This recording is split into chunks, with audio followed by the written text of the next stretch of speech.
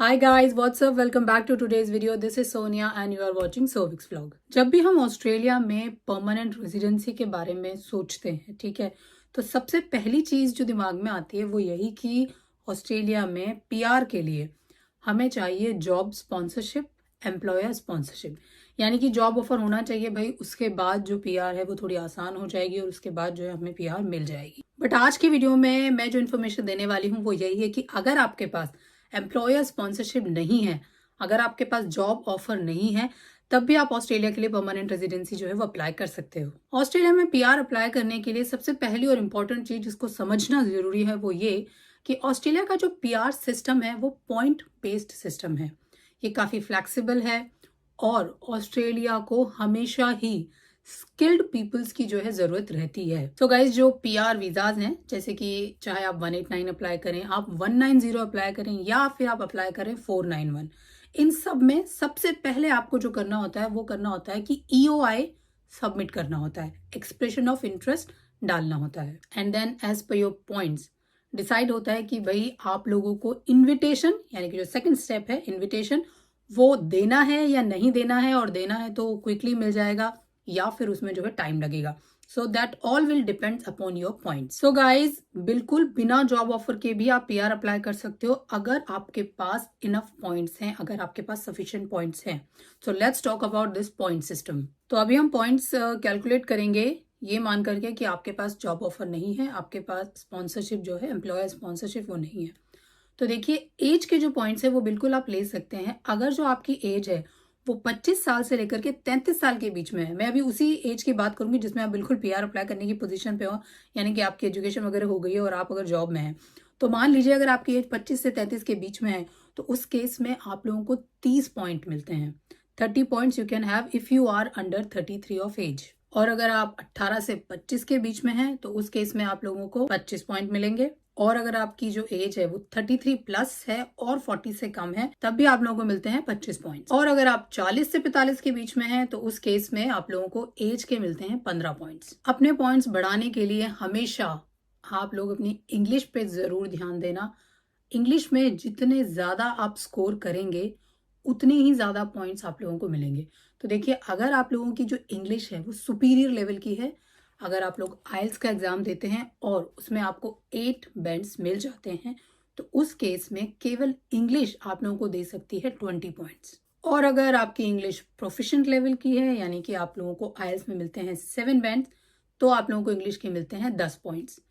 And guys English देखिए PT भी ये लोग अलाउ करते हैं और आइल्स भी ये लोग अलाउ करते हैं। तो आइल्स के कंपैरिजन में PT is little bit easier. तो अगर आप लोग इंग्लिश के ज़्यादा पॉइंट्स स्कोर करना चाहते हैं, 20 पॉइंट्स लेना चाहते हैं, तो आप पीटी को भी कंसिडर कर सकते हो, आप उसकी भी तैयारी कर सकते हो और 20 पॉइंट्स इजीली गेन कर सकते हो। नेक्स्ट जो क्राइटेरिया है आपके पॉइंट्स कैलकुलेट करने का, आपके पॉइंट्स ऐड करने का, वो है आपका क्वालिफिकेशन। तो देखिए अगर आपके पास बैचलर लेवल की क्वालिफिकेशन है या उससे हायर की कोई भी क्वालिफिकेशन है तो उस केस में आपको अपनी क्वालिफिकेशन के लिए मिलते हैं 15 पॉइंट्स। तो ये क्वालिफिकेशन जो मैंने बात की कि आप अपनी होम कंट्री में अगर आपने कोई एजुकेशन ले रखी है, ऑस्ट्रेलियन एजुकेशन की बात अभी हम नहीं कर रहे हैं। हाँ, अगर आपने स्टडी ऑस्ट्रेलिया में की है तो देखिए उसके आपको फिर एक्स्ट्रा 5 पॉइंट मिल जाते हैं। या फिर आपने यहाँ से कोई ट्रेड कोर्स, कोई डिप्लोमा वगैरह किया है, उस केस में भी आप लोगों को 10 पॉइंट मिल जाते हैं। और अगर कहीं आपने रीजनल एरिया से स्टडी की है तो मिलते हैं एक्स्ट्रा 5 पॉइंट। और अगर आपने मान लीजिए आपकी स्टेम एजुकेशन है, आपने उसमें पीएचडी वगैरह कर रखी है, यानी कि science, technology, engineering and mathematics जो है, उस किसी एरिया में अगर आपने पीएचडी वगैरह की है तो आपको मिलते हैं एक्स्ट्रा 10 पॉइंट। नेक्स्ट क्राइटेरिया जिससे आप अपने पॉइंट्स चेक कर सकते हैं वो है आपका एक्सपीरियंस। तो अभी हम बात करते हैं कि आउटसाइड ऑस्ट्रेलिया आपका एक्सपीरियंस। तो अगर देखिए आपका एक्सपीरियंस 3 साल तक का है तो आपके 0 पॉइंट है, कोई पॉइंट नहीं मिलता। लेकिन हाँ, अगर आपका एक्सपीरियंस 3 से 5 साल के बीच का है तो आप लोगों को मिल जाते हैं 5 पॉइंट अपने एक्सपीरियंस के। और अगर आपका एक्सपीरियंस 5 साल से ज्यादा है, यानी कि 5 से 8 साल तक का आपका एक्सपीरियंस है, तो उस केस में आपको मिलते हैं 10 पॉइंट। तो ये तो सारे हो गए आपके पॉइंट्स। अब अगर मान लेते हैं कि आपके साथ आपकी पीआर एप्लीकेशन में आपका पार्टनर भी इंक्लूड है और अगर आपका जो पार्टनर है उसकी एज 45 से कम है और उसकी जो इंग्लिश है वो कॉम्पिटेंट लेवल की इंग्लिश है, और उसका स्किल असेसमेंट भी आपने करवा रखा है, तो उस केस में भी आप लोगों को मिलते हैं एक्स्ट्रा 10 पॉइंट्स। और in any case skill assessment वगैरह नहीं है लेकिन इंग्लिश कॉम्पिटेंट लेवल की है, तब भी आप लोग ले सकते हैं 5 points extra for your partner. But don't worry, अगर आप सिंगल भी हैं तो भी सिंगल के भी आप लोगों को मिलते हैं 10 पॉइंट। सो गाइज, ये दिया मैंने आपको ब्रीफ ओवरव्यू पॉइंट्स का कि कैसे आप लोग पॉइंट्स कैलकुलेट करेंगे।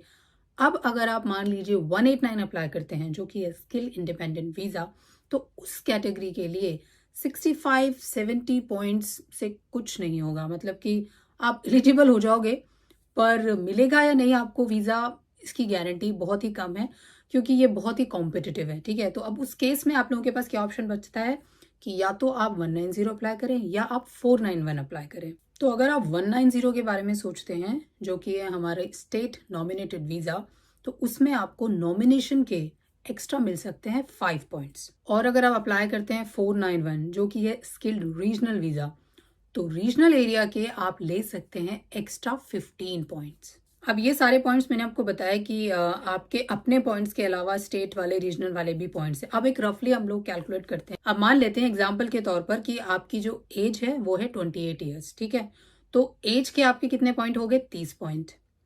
फिर मान लेते हैं कि आपने कर रखी है बैचलर डिग्री अपनी होम कंट्री से, तो बैचलर्स के आपके हो गए 15 पॉइंट। अब मान लेते हैं कि आपका जो एक्सपीरियंस है वो है 5 ईयर्स का, तो एक्सपीरियंस के आपके हो गए एडिशनल 10 पॉइंट। और आपकी इंग्लिश है सुपीरियर लेवल की, तो इंग्लिश के आपने ले लिए 20 पॉइंट। आपके पास जॉब ऑफर नहीं है, ठीक है, हम जॉब ऑफर की बात कर ही नहीं रहे हैं। तो अगर आप अपने ये बेसिक पॉइंट कैलकुलेट करेंगे तो भी आपके बन जाते हैं 75 point, 75 points. That means you are eligible to apply PR in Australia. अब इन्हीं 75 पॉइंट्स में अगर हम आपका स्टेट या फिर रीजनल के पॉइंट्स अगर जोड़ दें तो आपके 80 या 90 पॉइंट्स बहुत आसानी से बन जाएंगे। यानी कि बिल्कुल आप पीआर अप्लाई कर सकते हैं और आप कंपटीशन की उस लिस्ट में भी आराम से आ जाएंगे क्योंकि 80-90 points are good points. And guys, there is one more thing कि जो स्टेट नॉमिनेशन की मैं बात कर रही हूँ, तो स्टेट नॉमिनेशन के लिए जॉब ऑफर हो ये कहीं जरूरी नहीं है। बिना जॉब ऑफर के भी आपको स्टेट नॉमिनेशन मिल सकता है। कंडीशन है एक, और वो ये सिर्फ इतनी है कि आपका जो ऑक्यूपेशन है, जो आपका एक्सपीरियंस है, आपका जो ऑक्यूपेशन है वो नॉमिनेटेड ऑक्यूपेशन लिस्ट का पार्ट होना चाहिए। तो आपको चेक बस इतना ही करना है कि जिस पर्टिकुलर स्टेट में आप अप्लाई कर रहे हो उसकी जो ऑक्यूपेशन लिस्ट है उसमें चेक कर लो कि भाई मेरा ऑक्यूपेशन इस लिस्ट से मैच कर रहा है या नहीं। तो गाइज, पीआर लेना मुश्किल है, आई नो, पर इतना भी मुश्किल नहीं है। ठीक है ना, आप लोग अपने पॉइंट्स कैलकुलेट करो, keep an I on that particular state जहां पर आप अप्लाई करना चाहते हो, उसके नॉमिनेशंस के नंबर पर नजर रखो और ऑक्यूपेशन पे नजर रखो कि भाई क्या क्या ऑक्यूपेशन अभी लिस्ट में है शामिल, क्या आपका ऑक्यूपेशन उसमें आ रहा है या नहीं। बिकॉज ये ऑक्यूपेशन लिस्ट भी जो है चेंज होती रहती है। Sometimes they add some occupations और कभी कभी कुछ ऑक्यूपेशंस को वो डिलीट भी करते हैं। तो आप लोगों को इतना ही करना है कि भाई अपडेटेड रहना है, और जब आप लोगों को लगे कि हाँ है आपका ऑक्यूपेशन तो फिर वेट करने की जरूरत नहीं है। डॉक्यूमेंट्स अपने हमेशा रेडी रखो और जब मिले मौका अप्लाई कर दो। अब अप्लाई करने के लिए एक चीज और है जो सबसे ज्यादा जरूरी है, और वो होती है स्किल असेसमेंट। यानी कि जो आपकी डिग्री है एक्चुअली उसको एक पर्टिकुलर अथॉरिटी जो है वो असेस करती है। जैसे इंजीनियरिंग से रिलेटेड डिग्रीज को इंजीनियरिंग ऑस्ट्रेलिया असेस करती है। तो अपना स्किल असेसमेंट भी हमेशा आप लोगों को करके रखना चाहिए। अगर आप लोग पीआर अप्लाई करने वाले हो तो बिल्कुल आप अपना स्किल असेसमेंट सबसे पहले करवा लो। और अगर आपके पास पॉजिटिव स्किल असेसमेंट आ जाता है फिर आप डालो अपना एक्सप्रेशन ऑफ इंटरेस्ट यानी कि ईओआई। और बस ईओआई डालने के बाद अगर आपके पॉइंट्स मैच करते हैं, ऑक्यूपेशन भी मैच करता है, तो फिर आप लोगों को आ जाएगा इनविटेशन। और इनविटेशन आ गया तो बिल्कुल आप अपनी जो पीआर है वो अप्लाई कर सकते हो। So that's all for today's video guys. तो देखिए, अगर जॉब ऑफर आप लोगों के पास नहीं भी है, एम्प्लॉयर स्पॉन्सरशिप आप लोगों के पास नहीं भी है, तो भी यू हैव पाथवेज जिनके थ्रू आप ऑस्ट्रेलिया में अपनी परमानेंट रेजिडेंसी अप्लाई कर सकते हो। तो keep an I on the state nominations और अपने पॉइंट्स चेक करते रहो। अपने पॉइंट्स जो हैं वो इंक्रीज करने की कोशिश करते रहो। अगर मान लीजिए इंग्लिश में पॉइंट कम आए हैं तो दोबारा ट्राई करो कि भाई थोड़े और पॉइंट्स आप ले पाओ। और जब आपके पॉइंट्स इतने इनफ हो जाएं कि हाँ आप कॉन्फिडेंट हो, तो बस आप अपना पीआर की जो है एप्लीकेशन वो कर दो और बस फिर ऑस्ट्रेलिया दूर कहाँ है, ये रहा। फिर से मिलूंगी आपसे एक नई इन्फॉर्मेशन के साथ, एक नए अपडेट के साथ. तब तक keep watching our channel and don't forget to like, share and subscribe our channel. Thanks for watching.